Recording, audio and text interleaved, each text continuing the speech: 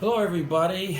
I wanted to use this unique format to introduce you to a friend and colleague of mine, John Ruh. Hi, John. How you doing?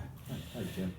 John is an interesting guy. I like to call him a serial entrepreneur, and I tease him it's about Kellogg's cornflakes, but it's really not.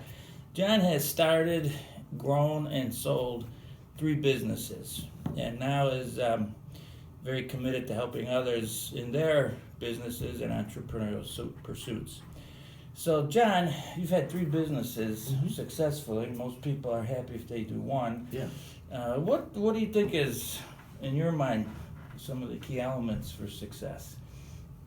Well, first you have to look out in the economy or the market and think of the market as the opportunity and see what need is needed out there. So there's got to be a need. Okay. You can't be okay. selling mouse traps if there's no mice. Okay. But once you do that, you need to have a clear vision of what exactly this looks like and develop a context, which is hard for people, or a belief system which allows it to happen, almost like you might say the Michael Jordan context. Mm-hmm. You know, here he has a foregone conclusion he will be successful, Mm-hmm. and a lot of people don't spend any time on context.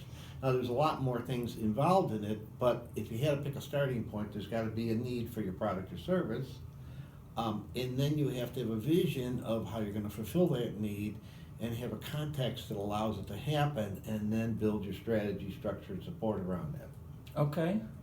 And it sounds like a corollary to that would be knowing what your market is. I think a lot of people I see are overly broad, and they're not sure who they're going after. Right. It's you have to understand.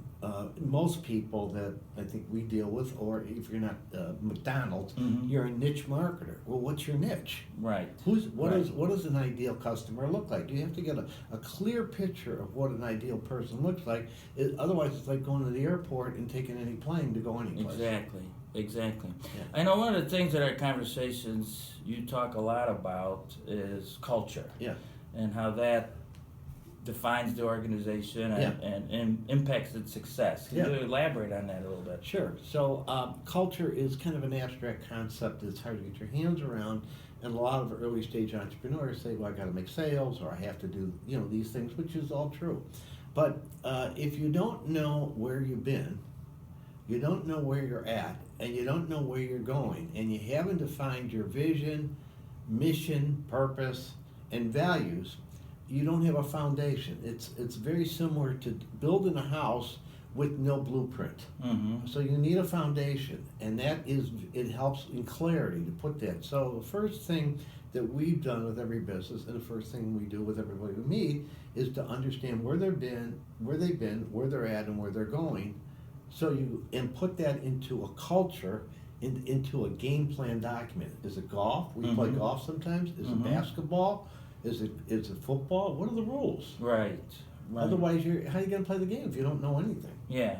Now, this is a little bit of a side note, but John mentions golf, and John and I go out periodically in golf with sometimes friends or clients or prospects. And so one thing you could do to help John is send him any golf balls you have laying around, because the last time we went out, he was losing balls left and right.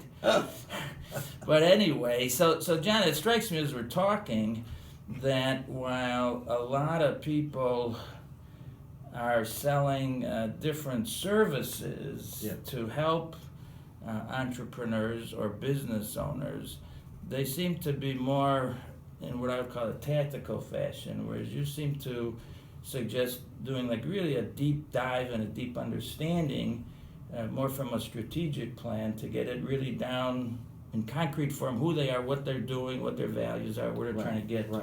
A lot of people are, especially detail people. Mm-hmm. You come from originally the world of accounting. They're very concerned about the minutia. It'd be like designing your house, and you're worried about the wallpaper in the third bedroom, but you don't even know what kind of house you're designing. Right.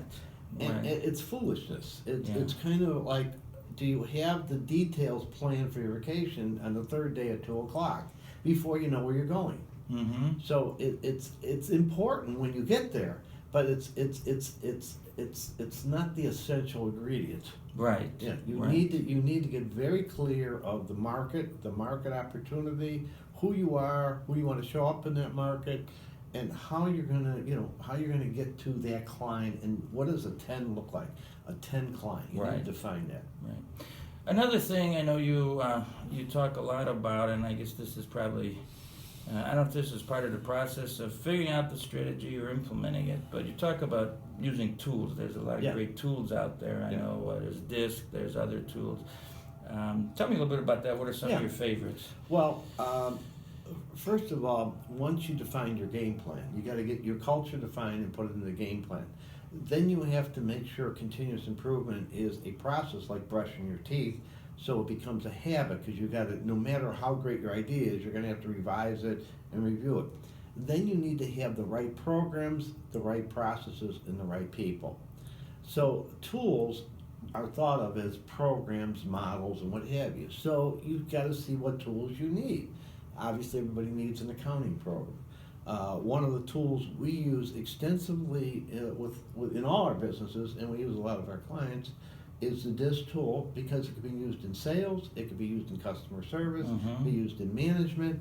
It helps you define your natural leadership style. So these tools help you do your job, just like if you're in a manufacturing facility or if you're a carpenter, you have hammer and nails and Sure. tools to do the job. Some people are probably wondering, what is DISC? I mean, I know a lot of people have heard of it, but there's probably some who Yeah. haven't. Can you Okay. give just a brief overview of what Sure. the DISC tool DISC comes from the Jungian idea in 1921 of psychological types, and the Myers-Briggs and the DISC are two tools that are used worldwide that help one understand his or her behavioral style and how to communicate to styles that aren't like you.